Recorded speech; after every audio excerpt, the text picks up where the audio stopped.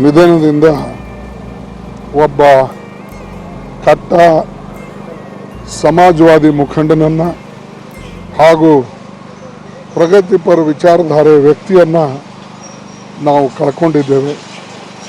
ಕಾಂಗ್ರೆಸ್ ಪಕ್ಷದಲ್ಲಿ ಅವರು ಅಧ್ಯಕ್ಷರಾಗಿ, ಮುಖ್ಯಮಂತ್ರಿಗಳಾಗಿ, ಮಂತ್ರಿಗಳಾಗಿ ಮತ್ತು ಅನೇಕ ಹುದ್ದೆಗಳನ್ನು ಅಲಂಕರಿಸಿ ಅವರು ತನ್ನದೇ ಆದಂಥ ರಾಜಕಾರಣವನ್ನು ಮಾಡಿದರು. ನಮ್ಮ ಜೊತೆಯಲ್ಲಿ ಅವರು ಮಂತ್ರಿಗಳಾಗಿದ್ದರು. ತದನಂತರ ಅವರು ಮುಖ್ಯಮಂತ್ರಿಗಳಾದರು. ಆ ಮುಖ್ಯಮಂತ್ರಿಗಳಾದಾಗಲೂ ಕೂಡ ನಾನು ಅವರ ಸಚಿವ ಸಂಪುಟದಲ್ಲಿ ಕಂದಾಯ ಮತ್ತು ಗ್ರಾಮೀಣ ಅಭಿವೃದ್ಧಿ ಪಂಚಾಯತ್ ರಾಜ್ಯದ ಮಂತ್ರಿಯಾಗಿ ಕೆಲಸವನ್ನು ನಿರ್ವಹಿಸ್ತಕ್ಕಂಥ ಅವಕಾಶ ನನಗೆ ಸಿಕ್ಕಿತ್ತು.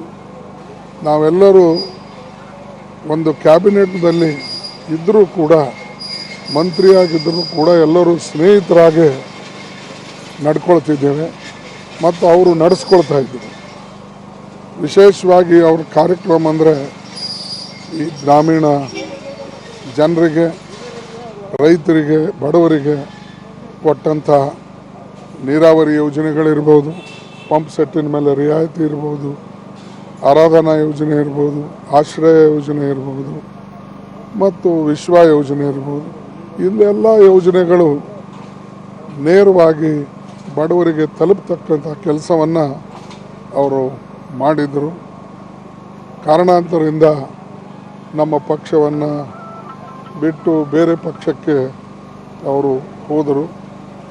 ಅದಕ್ಕೆ ನಮ್ಮೆಲ್ಲರಿಗೂ ಕೂಡ ದುಃಖ ಆಯಿತು. ಆಮೇಲೆ ಅವರಿಗೂ ಕೂಡ ಪಶ್ಚಾತ್ತಾಪ ಆಗಿತ್ತು.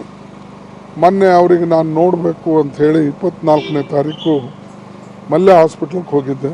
ನನಗೆ ಈ ಸುದ್ದಿಯನ್ನು ದಿಲ್ಲಿಯಲ್ಲಿ ಗೊತ್ತಾಗಿತ್ತು. ಅವರ ಆರೋಗ್ಯ ಚೆನ್ನಾಗಿಲ್ಲ, ಸುಮಾರು 3 ವಾರದಿಂದ ಅಲ್ಲಿ ಆಸ್ಪತ್ರೆಯಲ್ಲಿದ್ದಾರೆ ಅಂಥೇಳಿ. ಆಮೇಲೆ ಡಾಕ್ಟ್ರುಗಳು ಅಡ್ವೈಸ್ ಮಾಡಿದ್ರು, ಈಗ ನೋಡ್ತಕ್ಕಂಥದ್ದು ಸೂಕ್ತ ಅಲ್ಲ ಸರ್, ಅವ್ರ ಕುಟುಂಬದ ಸದಸ್ಯರು ಬಂದ ಮೇಲೆ ತಾವು ಬರ್ಬೋದು ಅಂತ ಹೇಳಿದಾಗ ನಾನು ಅದನ್ನು ಪಾಲಿಸಿದೆ. ಆದರೆ ಇವತ್ತು ಅವರ ಈ ಒಂದು ಅಂತ್ಯಕ್ರಿಯೆಯಲ್ಲಿ